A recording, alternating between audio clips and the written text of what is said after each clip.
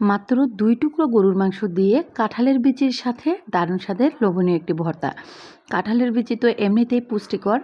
যারা কাঁঠালের বিচি খান না তারা অবশ্যই এই ভর্তাটা ট্রাই করবেন। যারা খান তাদের তো অবশ্যই ভালো লাগবে। তো ভর্তাটা বানানো কিন্তু একেবারে ইজি। রান্না করা 2 পিস মাংস থাকলেই ওকে। তো প্রথমেই কাঁঠালের বীজগুলোকে আমি খোসাটা ফেলে নিব। তো খোসা কীভাবে ফেলতে হয় এটা তো আমরা সবাই জানি। আমি বটি দিয়ে প্রথমে একটু কেটে নিচ্ছি, তারপরে যে খোসাগুলো এভাবে আলতোভাবে ধরলেই কিন্তু খুলে আসবে। আপনারা চাইলে পানিতে ভিজিয়ে তারপরেও খোসাটা টেনে উঠিয়ে ফেলতে পারেন। সবগুলো খোসা উঠিয়ে নেওয়া হয়ে গেলে তারপর আমি মাঝখান থেকে একটু 3 ফালি করে কেটে নিয়েছি। এখন খুব ভালো করে পরিষ্কার করে নেব। পরিষ্কার করে নেওয়া হয়ে গেলে একটা প্যানে দিয়ে দিচ্ছি, সাথে দিয়ে দিয়েছি বড় সাইজের রসুনের কোয়া। আমি এখানে বড় সাইজের 2টো রসুন নিয়েছি, রসুনটা একটু বাড়িয়ে দিয়েছি। বেশ কিছুটা কাঁচামরিচ নিয়েছি, বড় সাইজের একটা পেঁয়াজ দিয়েছি, সামান্য পরিমাণে হলুদ গুঁড়ো, স্বাদ অনুযায়ী লবণ, আর এখানে সামান্য পরিমাণ পানি আর 2 টেবিল চামচ রান্নার তেল দিয়েছি। খুব ভালো করে মেখে এখন আমি চুলায় বসিয়ে দিয়েছি। তো বেশ কিছুক্ষণ এটাকে আমি রান্না করে নিব, পানিটা শুকিয়ে আসা পর্যন্ত। যেহেতু পাতলা স্লাইস করে কেটেছি, সিদ্ধ হতেও কিন্তু খুব বেশি সময় লাগবে না। তো কথা বলতে বলতে সিদ্ধটা কিন্তু প্রায় হয়ে এসছে। সমস্ত পানিটা শুকিয়ে একদম ভাজা ভাজা করতে হবে। তার আগে মাঝখানে না আমি একটু শুকনা মরিচ ভেজে নেব। ভর্তাতে শুকনা মরিচ দিলেও ভালো লাগবে। শুকনা মরিচ আর কাঁচা মরিচের মিশ্রণেই ভর্তাটা বানিয়ে নেব। রেসিপি ভালো লাগলে প্লিজ ইউটিউব, ফেসবুক যেখান থেকে দেখেন না কেন আমার পরিবারে যুক্ত হয়ে যাবেন। সম্পূর্ণ রেসিপি দেখার পর যদি মনে হয় ভিডিওর কোনো অংশ একটুও ভালো লেগেছে, একটা হলেও লাইক, কমেন্ট, শেয়ার করবেন। তো আমার কিন্তু কাঁঠালের বিচিটা একদম ভেজে নেওয়ার রেডি, চুলা থেকে নামিয়ে ফেলছি। এদিকে যে রান্না করা 2 পিস গরুর মাংস আমি আলাদা করে উঠে নিয়েছি রান্না থেকে।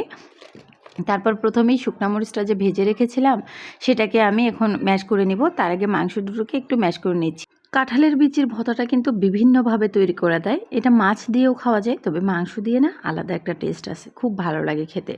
অবশ্যই এই ঝাল ঝাল লোভনীয় ভর্তার রেসিপিটা ট্রাই করতে পারেন। আর ট্রাই করলে আমার মনে হয় না যে খারাপ হবে, আপনার অবশ্যই ভালো লাগবে খেতে। ছোটোবেলা থেকেই কাঁঠালের বীজটা কেন যেন আমার অনেক পছন্দের, আমার এবং আমার আব্বুর। আমার আম্মু অতটা পছন্দ করতো না, তবে আমার কাছে কেন যেন সবসময় কাঁঠালের বীজটা ভালো লাগতো খেতে। এইটা সবজিতে দিলে আমার কাছে আরও ভালো লাগে। আর বিশেষ করে সবজিটাই বেশি ভালো লাগে আর ভর্তাটাই ভালো লাগে। সো যাই হোক, কথা বলতে বলতে কিন্তু মরিচটা বেটে তারপর আমি উঠিয়ে রেখেছি। এখন এখানে আমি ওই যে কাঁঠালের বীজগুলো যে ভেজে রাখলাম আলাদা করে সিদ্ধ করে, সেটাকে এখন বেটে নেব। সবগুলো বীজ একবারে ধরলো না, পাটাটা একটু ছোট, এটাকে দুবারে আমি খুব ভালো করে বেটে নিচ্ছি। তো দুবারেই আমি সবগুলো বীজ ভালো করে বেটে নিয়েছি। এখন একটু মিক্সড করে নিচ্ছি। এখন ওই যে মাংসে যে উঠিয়ে রাখলাম মরিচ সহ, ওইটা এখানে দিব।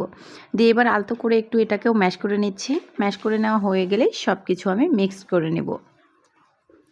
কাঁঠালের বিচিটা শুকনো কাঠখোলায় ভেজেও ভর্তাটা, সেটাও কিন্তু আলাদা একটা টেস্ট।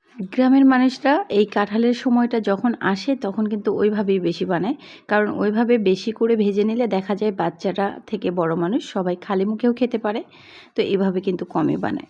এইভাবে ভর্তাটাই বেশি ভালো লাগে, তবে ওইটার আলাদা একটা টেস্ট আসে। যাই হোক, ভর্তাটা বানানো রেডি। এখন লাস্ট পর্যায়ে আমি একটু সরিষার তেল অ্যাড করে দিচ্ছি। কাঁচা পেঁয়াজটা যাদের পছন্দ তারা অবশ্যই এই পর্যায়ে অ্যাড করবেন, ভালো লাগবে খেতে। তো আমি আর অ্যাড করছি না, কারণ ভর্তাটা একটু দীর্ঘক্ষণ রেখে দিব এজন্য।